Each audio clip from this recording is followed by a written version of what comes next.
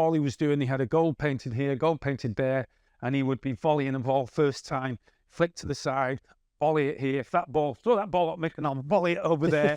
And he was hitting them. You could see how smooth he was, the fluidity. And he said that's how I scored most of the goals.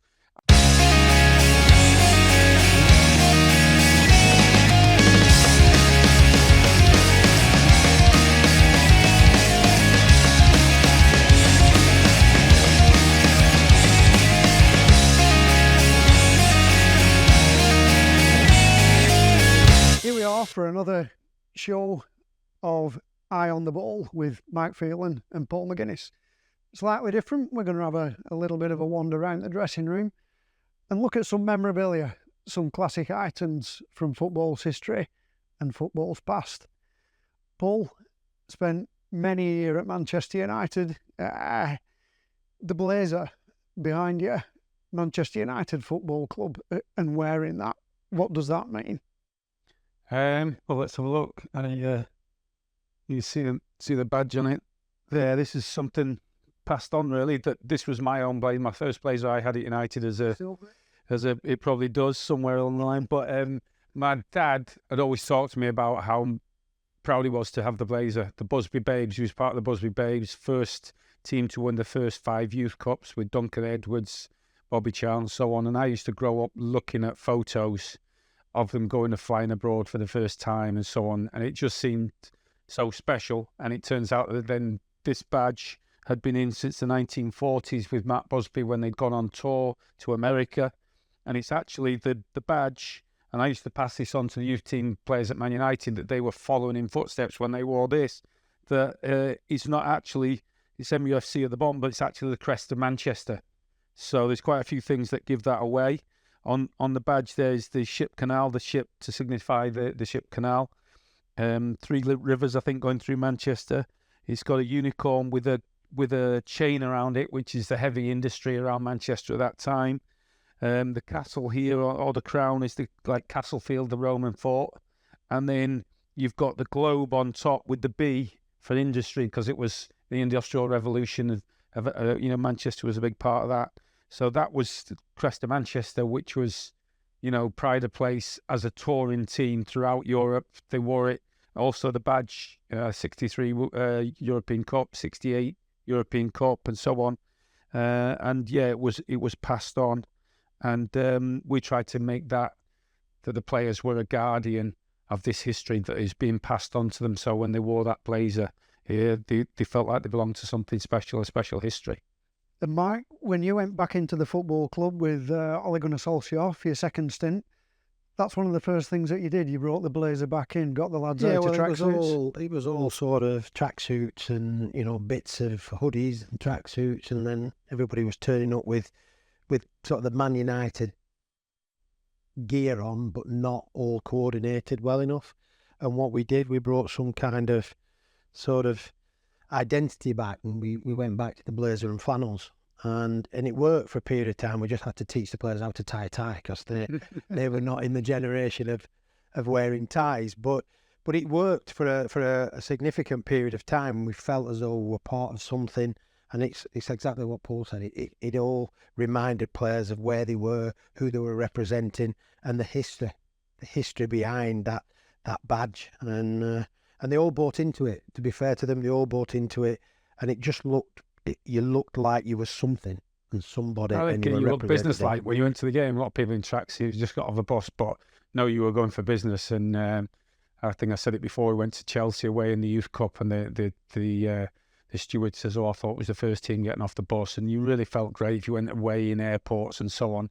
And I know it's other sports teams, whether it be rugby teams, what have you, the British Lions and so on, all very proud to wear that. So I think sometimes with your own sports, clubs and what have you, it's really nice to have something special that lasts throughout history, and you can be proud of. Yeah. Fantastic, wonderful piece of history there. Thank you very much for that, Paul. I'm just going to jump across one back. If you just look over your shoulder there, we've got a Burnley shirt. That's where we are right now, in the home dressing rooms at Burnley Football Club. The team that you made your debut for. This is the shirt. This is the present shirt. As a local lad, That's a recent shirt, and it's got classic football shirts on the front there. And you played in a classic game, didn't you, for Burnley many years ago? Yeah, I remember it probably well. One of your first. We played. Tottenham Hotspur We played away. in that game with the yellow shirt with the I think it was across the chest, 3 stripes, Claret with stripe. the claret and the blue stripe. But yeah, that was momentous really because it was a cup game and we took the team, all the team went to play Tottenham down at the old White Hart Lane, and it was memorable because we won 4-1. We beat them, and then in that team they had Ardiles and they had Hoddle, Clements in goal, Roberts at the back. I mean, it was a top team at that time, and we went down there and we destroyed them. We brought our A game to the game itself. I think Billy Hamilton scored a couple of goals, and then I think Roberts scored there might have been 2 own goals. But we certainly partied after that game, and we enjoyed the evening. But it was a memorable occasion. How did that feel coming back home as a hometown boy? Oh, it was the longest journey ever. We all enjoyed it. First of all, getting us out of the bar afterwards, because we all ended up in the players' bar, and the lads were just happy. They were drinking, they were smoking actually. The cigars came out, and they were living the life and living the dream at that moment in time. So it was a special memory, not only just representing Burnley, but to beat what was then one of the big teams. So yeah, a lot of memories at this football club. Fabulous memories. Moving round again, just over your right shoulder, we have footballer, poet, actor, philosopher, Mr. Eric Cantona. Colours up as well. And so I think I told you earlier about the story when I first was back at United as a young coach. Cantona had just joined, and after training he'd call me over, can you cross some balls for me? So I was crossing them in. He's doing overhead kicks, he's doing volleys, chest headers, diving headers, and then I couldn't believe at the end of it, he said, oh, come on, your turn now. And luckily enough, that was one of my forte, having practiced with my dad many years, overhead kicks and so on.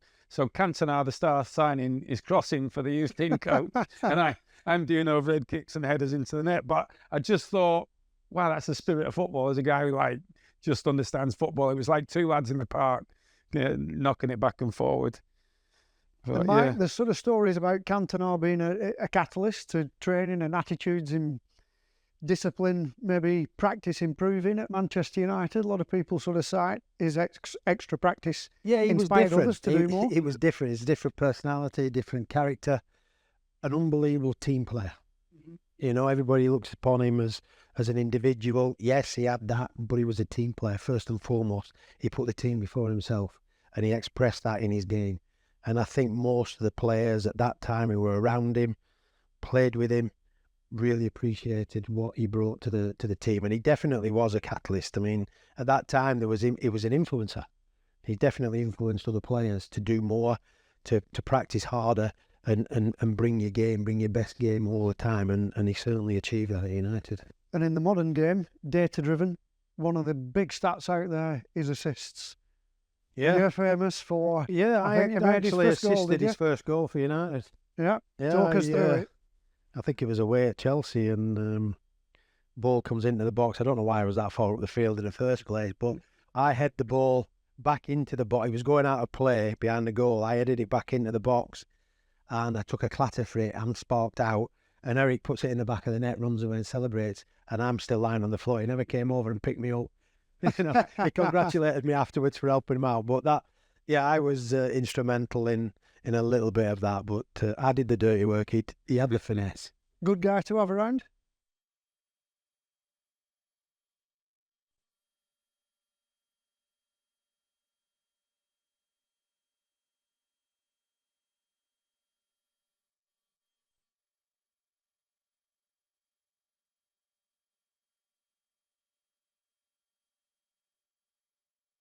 Yeah. Excellent, lovely stories.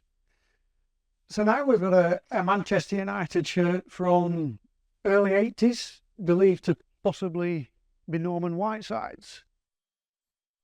Norman. Yeah, it must be Norman's. It's got... Yeah, I think so. It could be. There's still some mud and some blood on it. He scored in the semi-final at Villa Park against a volley against Arsenal that year. So I think it'd be 83, I imagine. And Yeah, 83. And Norman was a far better player than people even give him credit for. I think Mick's played with him as well, knows that. I was a young player, played with him sometimes in the reserves. But he had a fantastic touch, great vision. Again, a great team player. He did everything right, held the ball up well. Really, you could play anything into him, and he held it. He was just a great player and a great lad. A lot of people see the aggressive side of it, and that's what they really should see: the vision, the touch, the passing. I played against Norman when he was at Man United as a 16-year-old. I think that 16 or 15 even it might have been, and United and them must have thought a lot of him because they were flying him in from Northern Ireland to play in like what was then the A or B team. Yeah. And it was at the Cliff, and I was playing for Burnley, and Norman, this kid, was playing for Manchester United at the Cliff, and he was outstanding. He was a man. He was a man at 16. Yeah. You know, he was just a huge personality even then. Yeah, no, he really was a fantastic player. Brilliant. He'd be happy to get back in that shirt, that's for sure. And here, European Cup Winners' Cup, 1991. Probably one, we'll touch on this one later, the FA Cup in 1990, but possibly the catalyst to Alex this was Ferguson. when we'd won the FA Cup and teams had come out of Europe then, you know, with the bans and everything. So there was no European football, but we won the FA Cup, qualified for this, and we was the first English team to really represent Europe again. And winning the European Cup Winners' Cup was a milestone for all the team, because we'd gone from building a team to sort of winning the FA Cup and proving then that we could go on and win some more. And this was the next thing, going into Europe and winning it against a top Barcelona team, and coming away with a medal and sort of really understanding that you were an international club. You'd suddenly gone from being pretty domestic, all the history of Man United, representing the country really in Europe, winning this, and it really took us on to bigger and better things. You watch this as a fan, Paul? Oh, absolutely, yeah. Yeah, I remember the goals. Remember Sparky's goal from out wide, knocking it in. You know, I do remember clearly thinking, what's Mike Phelan doing on the right wing? I could run then. But Mick was doing the job for the team, as he always did. He played, I don't know how many, must have played nearly every position. And then you were playing on that right-hand side, weren't you? I remember it clearly, yeah. Yeah, we had our roles and responsibilities, and my role was to, I played against Loudrup, I think it was, on that side, who was an exceptionally talented player at that time, you know. But you did a job for the team, and my responsibility was to try and nullify that, and do what you had to do, you know, support your wide player, because in them days we were 4-4-2 kind of thing. Get forward, get back, defend, let the others get on with scoring the goals. But it was this was a real driving force to achieve more and more. And talking of achieving more and more, I think just sat down there on the bench, we've got, is that the inaugural Premier League winners? Well, I was going to say medal. It's not a medal. You actually, in those days, you got a... The story behind this trophy. was, sort of, was it 82, 83? I mean, I think it was 92 and 93. We were the first, Man United were the first winners of the Premier League. And when we got our medals, what we thought were going to be medals, they actually gave one of these out to every player. And it's the only time the Premier League's ever given out the trophy in its own making, really. So it's quite unique in a way. And again, it's another one of those moments where you started to believe in better times, better things. And this was, again, took us on to so much success afterwards. But just achieving that, because I don't think United had won the league for 20 years plus. 26 was it? A lot of years. But then to do it and get this trophy, I mean, it's immaculate trophy. It's a beautiful little thing.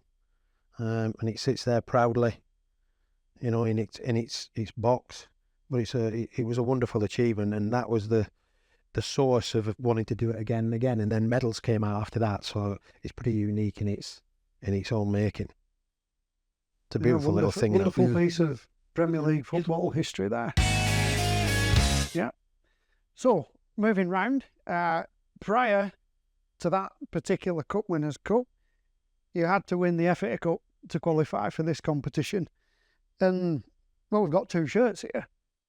Yeah, well, in this particular cup final, which led us on to the McGuinness Cup, we actually played the first game at Wembley and drew, and we got a replay on the Wednesday afterwards back at Wembley, and obviously we played in 2 different shirts. I think it was the white shirt first, and then the red. And obviously after the event, and we won it with a great Lee Martin goal, I decided to splice it, and it was a local lady in my village at the time. She had the undertaking of making sure that that worked, to split it in 2, and as you can see, it forms the perfect shirt. And yeah, so that's the that ultimate classic shirt, because there's only one of them. That's unique, that. Yeah, so we put it together well, and it has a great effect. It's a really nice, and what's unique as well is different badges. You know, you've got that sort of symbol there, which is probably unorthodox, and then you've got the actual badge on the other shirt. So yeah, it worked really, really well. Were you there, Paul? Yeah. Was it? Yeah. Yeah, fantastic. Is there any games games you've not been to? It was a tricky game, wasn't it? I mean, they came hard at the end. It was... Well, it was you had Ian Wright came on and made a big difference, didn't he? Came on a sub and leveled it all. So it was a very tense game, yeah. But obviously a little bit of brilliance from probably the most unexpected goal scorer of the football club in Lee Martin, who's gone down in history for scoring that goal, and thankfully he did. Thankfully he did. That's a great level picture, that one. Another piece of fantastic memorabilia here, Wayne Rooney, overhead kick against Manchester City, probably one of the greatest goals in Premier League history. Couple of sort of questions here, and I'll bring you both in. You were there, you were on the bench, you saw that happen, and then we're going to go to Paul, because you've got some lovely stories about overhead kicks.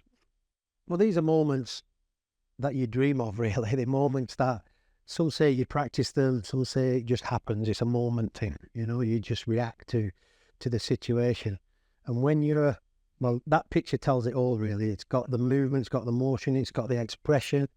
You know, we're here at Burnley Football Club now, and you've just got Vincent Kompany's head in the corner there. You've got Paul Scholes, who he himself could score goals, unbelievable goals, but he's probably looking upon that as a surprise and a shock. But then you look with the background, the crowd, that sums up everything about being a Manchester United player in that particular game. But the execution of that was tremendous. It was a spur of the moment, perfect combination, perfect technique, a ball's in the back of the net, and as a coach, it's what dreams are made of, really. That is something that you want your players to do, to achieve, to try in the big moments, and that can be the difference of winning and losing. An interesting fact, we've talked on some of the earlier podcasts in the series about coaching, creativity. Paul, you coach overhead kicks, don't you? It's part of the McGuinness repertoire. That was my dad. He loved all that sort of stuff, coaching, you know, overhead kicks and stuff. I do it starting lying on the floor, just throw it up and hook it into the net, then do a scissor kick, then from different sides. So I do it all like that. But also I remember I've got a great article at home, Wayne Rooney talking about how he used to visualise before games.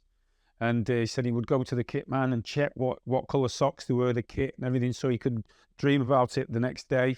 And it looks like he's probably dreamt about that the day before, because he said, look, I used to dream of dribbling past people, scoring overhead kicks when I was a kid. When he got older, it would be maybe something to do with the tactical things, but he would run it through in his head. And that's, you know, that's part of it, part of the dream. When I was in charge of the Centre of Excellence at United, at one stage you couldn't have kids playing. But then as it built up, they started to allow you. So we had under 14s, 15s, 16s, then it went down all the way to under 9s.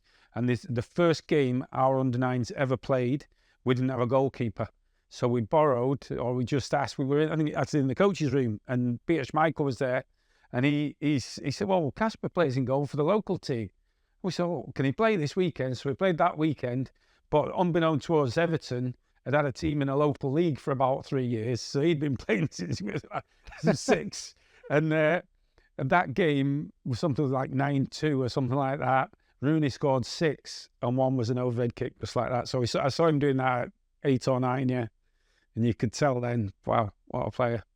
So no surprise when it happened. Oh, no surprise. What some of the things he did, he's shooting from the halfway line. Where was that? West Ham, was it? He shot from the halfway line and, with a volley, and he was just an amazing player. And probably, even though he's so good, even a little bit underrated for what he was, because, like you said, he was the ultimate team player for me.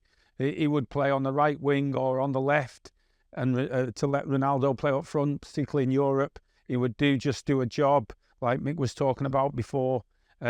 He understood football, and in that sense, he wasn't the superstar. He wanted to just win the game, I think.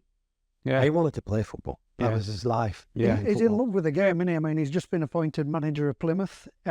He's had his spell out in the States. He's done at Derby, but just like as a player, he's keeping going, and he's going again.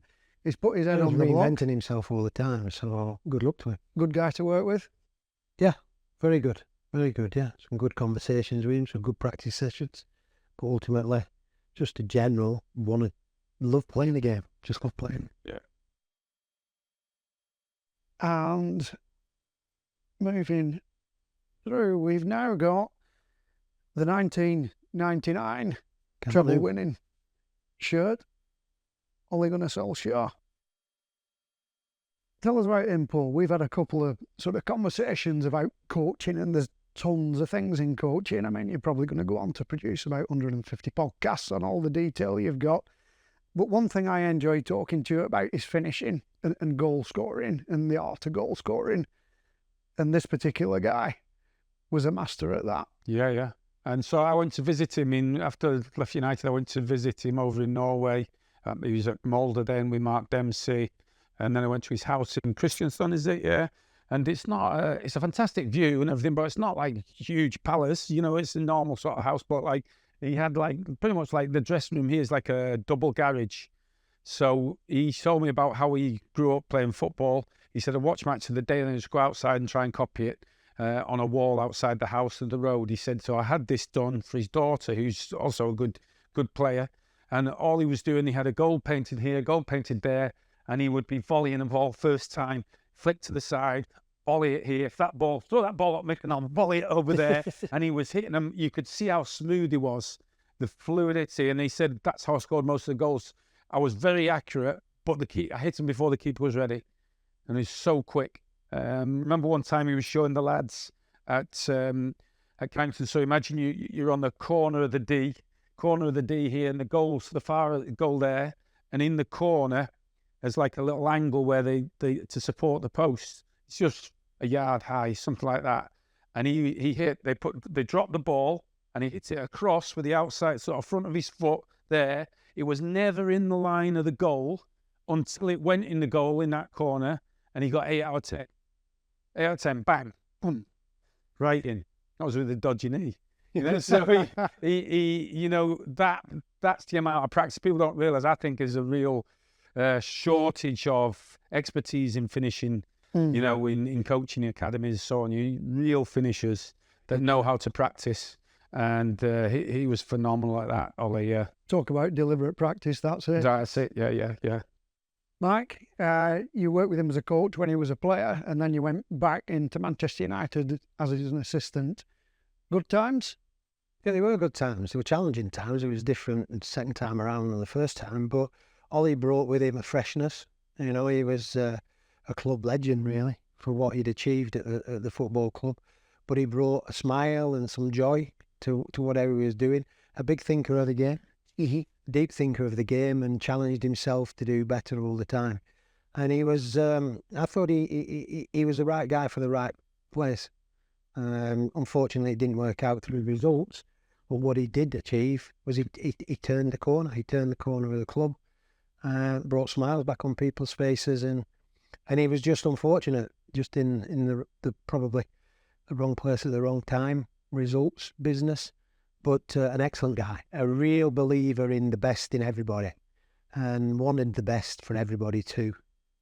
And that was his philosophy, plus the skill factor that he had, both as a player and a manager. He wasn't a novice manager, he'd done a little bit, but he brought all that exuberance and the Solskjaer way to Manchester United for that period of time. Hopefully we'll see him back one day. I'm sure he'd be a fantastic asset to someone down the line. Definitely, definitely. So that concludes the special edition of Eye on the Ball, wandering around the dressing room, looking at some history, some classic moments, shirts, pictures, etc. Plenty more on our website and YouTube channel. Don't forget to subscribe. Coaching information, leadership, winning, all sorts of tips on there. Hopefully see you soon.